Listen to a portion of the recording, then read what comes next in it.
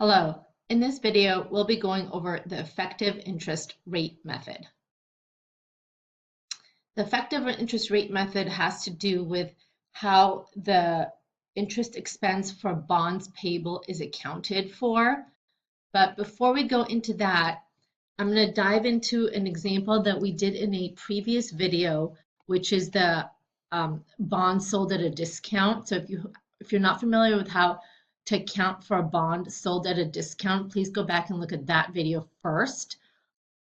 But we're going to be using the same example, so I'm going to quickly go through it because we're going to be referring to these numbers throughout this video.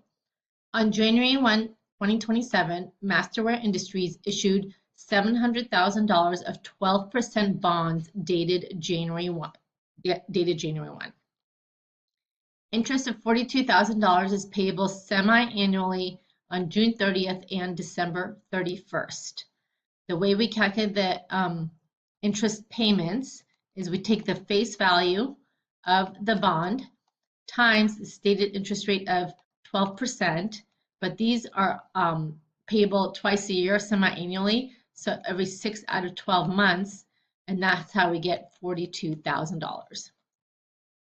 It tells us the bonds mature in 3 years, and the market yield for bonds of similar risk and maturity is 14%, so this is the market rate, whereas 12% is the stated rate. Again, very important concepts to know. You need to go back to prior videos if you're unfamiliar with these concepts. And United Intergroup purchased the entire bond issue, planning to hold the bonds until maturity. And we see both sides of the, we're going to look at the issuer journal entries and the purchaser, United Intergroup. Masterwear is the issuer. The bond's face value is $700,000, so that's what your liability is always recorded at. So there's a credit to bonds payable for $700,000.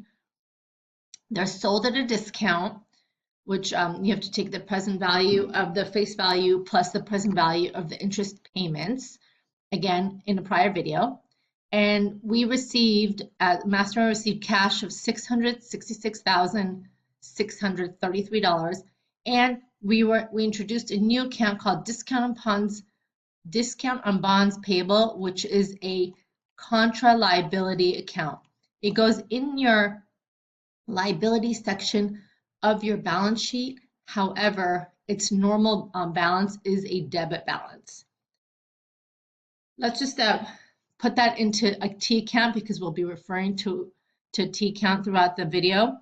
So here's my bonds payable T account. I have a credit of $700,000, and my discounts on bonds payable T account, I have a debit of $33,367. And when I present it on my balance sheet, this is just one way to present it. I have my face value of my bonds payable less my discount bonds payable, and now here's my outstanding balance, my $666,633. So we've been discussing in prior videos. In this videos, I mentioned here this $42,000 is the interest payment, and so that is the interest. That's the cash payment made from the issuer to the bondholder. To calculate but the cash payment is not equal to the interest expense. Okay, I'll say that again. Interest cash payment is not equal to the interest expense when a bond is sold at a discount or a premium. So the effective interest method is one way to calculate the interest expense, and it refers to recording interest each period. So when we say recording interest, we're talking about expense. And the way you do it is you take the outstanding balance of the debt at the beginning of the period multiplied by the effective interest rate that was determined at the time the bond was issued. So let's just put that into numbers, okay? Our previous example, we had debt, the bonds were issued at $666,000. The effective interest rate was 14%. And so in order to record the interest expense, we're talking about expense now, for the first 6 months, here's how it's calculated. You take the beginning of the year outstanding balance. So beginning of the year, right? I'll say beginning of the year, which is also equals to the end of the prior year. They're the same number, right? You take the ending number from prior year and you carry it over to the beginning of current year. So here in our example, our beginning of the year was the outstanding balance for the bond is $666,000 multiplied by the effective rate. We're told our effective rate is 14%. However, the interest is paid semi-annually, so twice a year. So we have to divide that by 2. Or you could say 14% is paid out every 6 out of 12 months. It'll still give you the same number. So when you take the 666,000 times 7%, you get 46,664. This is the interest expense number. Okay, that's what we're going to record as interest expense. We're going to set up a chart or a schedule, I should say. This is the amortization schedule. This particular one is for bonds sold at a discount.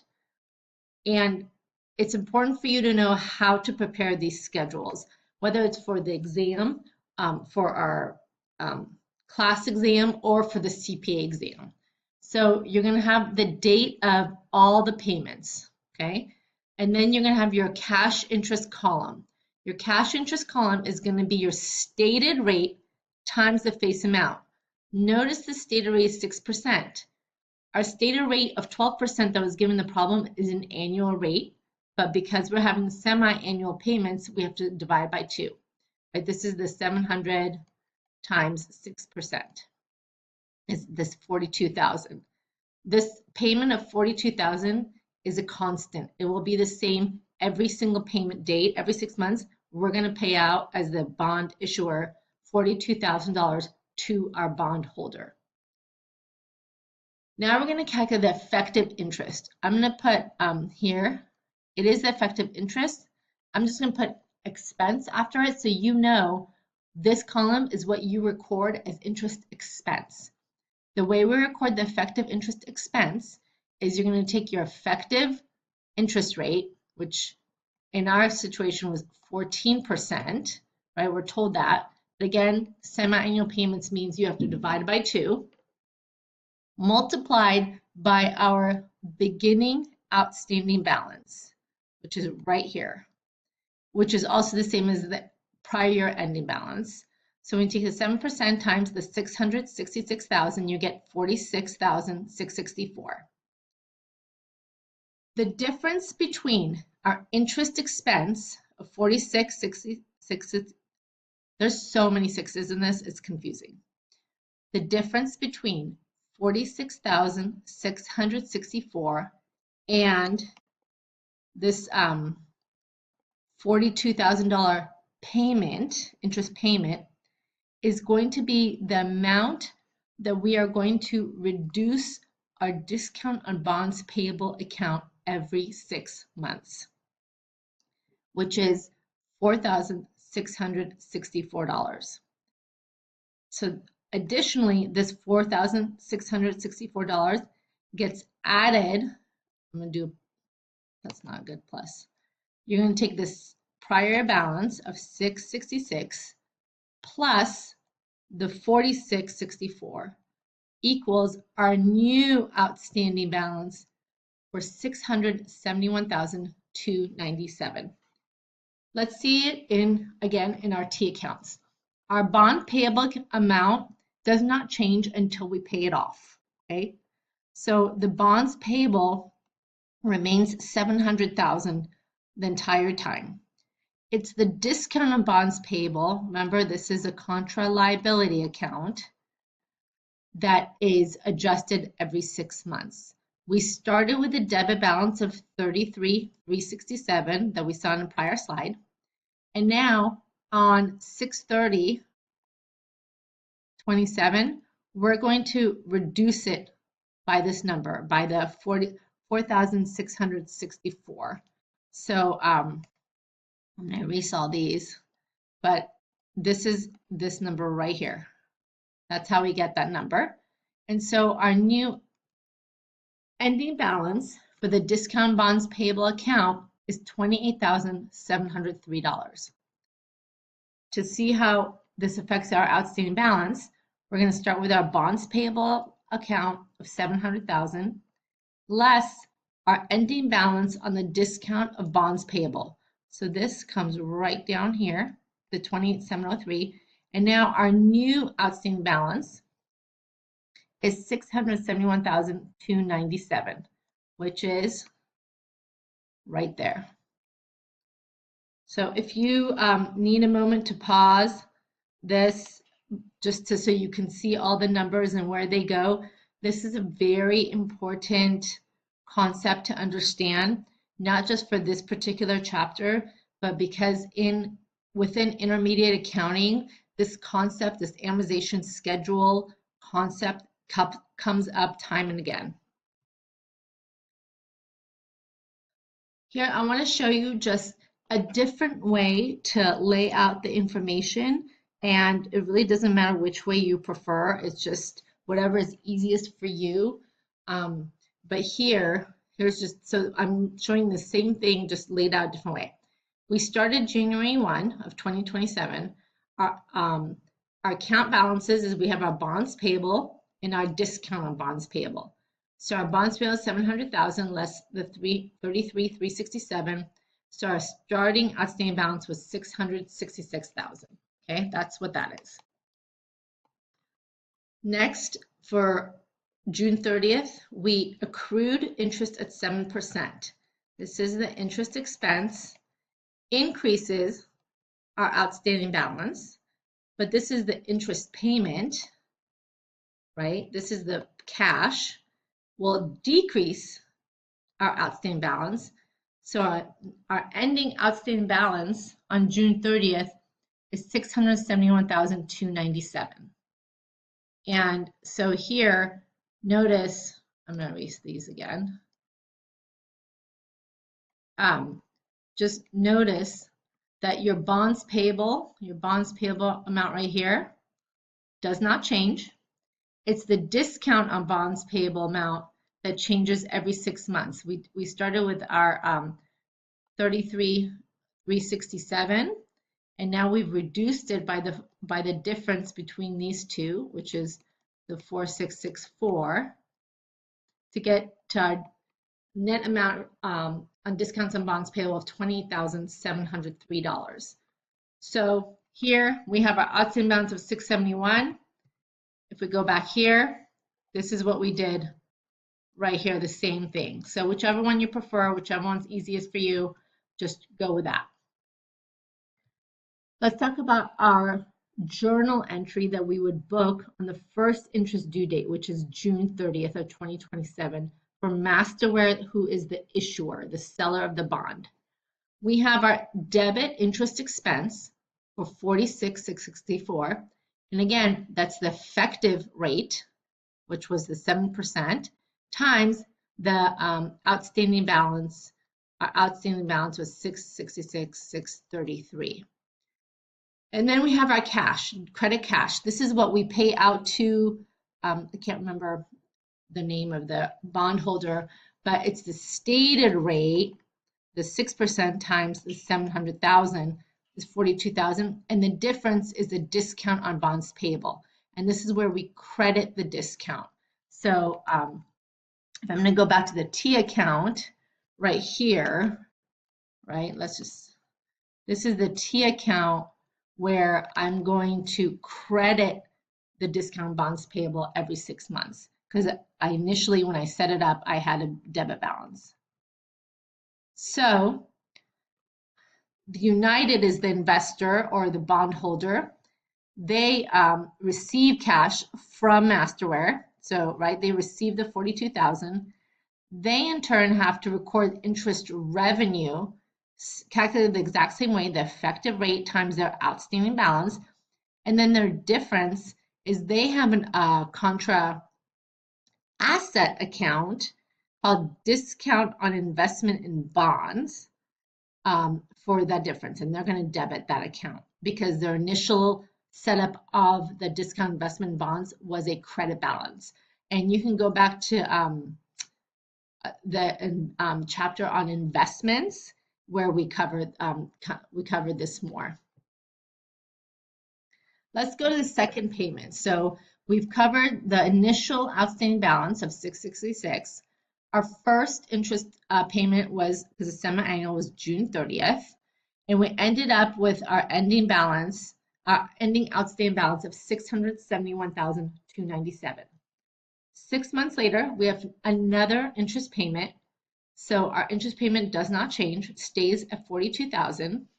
Our effective interest expense, right, is going to be our effective rate, but this is divided by 2 because it's a semi-annual payment, multiplied by our beginning outstanding balance, which is the same as the prior period ending balance, right? So this is right here, this comes right down here. And so 7% times the 671,000 is 46,991. We're going to take the difference between the 46,991 minus our interest payment of 42,000, and we get $4,991, which is going to be the reduction on the discount on bonds payable. Again, let's look at our T count. Our bonds payable, our credit of $700,000 does not change. Our discount on bonds payable, we started with a debit of $33,367. Here was our June 30th entry for a debit of $4,664. And then our credit, did I say debit here? It meant credit. Our credit balance for the current period of $4,991, which gives us our ending discount on bonds payable amount of $23,000. And so for the balance sheet, or to calculate the outstanding balance, I'm going to take my $700,000 bonds payable less my discount, right? So that goes right there, 23,712 equals my new outstanding balance is $676,288, which is this number right here. Okay. Now let's record the entry for that once again. For Masterware, the issuer, my interest expense is $46,991. My cash payment never changes. It's a credit. I'm going to pay it out, $42,000, and the difference is going to be my credit on discount on bonds payable. On the flip side, United, same thing. They receive $42,000, so they're going to debit the cash. They have to recognize interest revenue for the $46,991, which is kind of the effective rate times the beginning outstanding balance, or the prior period ending balance. That's the same number. And then they're going to debit their contra asset account called discount on investment in bonds. So we went over the first three dates, right? And so as time goes on, and every 6 months, there's going to be an interest payment. You can see this amortization schedule filling out. You can see that the cash interest right here, this $42,000, it never changes, right? That's the one constant that remains in this amortization schedule, but it's the effective interest amount or interest expense that changes every 6 months. You can see these numbers are not the same every 6 months. So every 6 months, we're going to credit our discount on bonds payable for these amounts. And in the end, our total credit to the discount on bonds payable will equal to $33,367, which, surprise, surprise, is our original debit. So that way, we have zeroed out that account. So our discount bonds payable at the end, at the maturity of the bond, should be zero. So then the only thing that remains on the balance sheet is a bonds payable account for $700,000. And then when we pay out to the bondholder, we have to pay out the face amount, which is going to be the $700,000. So at that point, we would credit the cash for 700,000 and debit bonds payable for 700,000. That's how we get rid of everything on our balance sheet.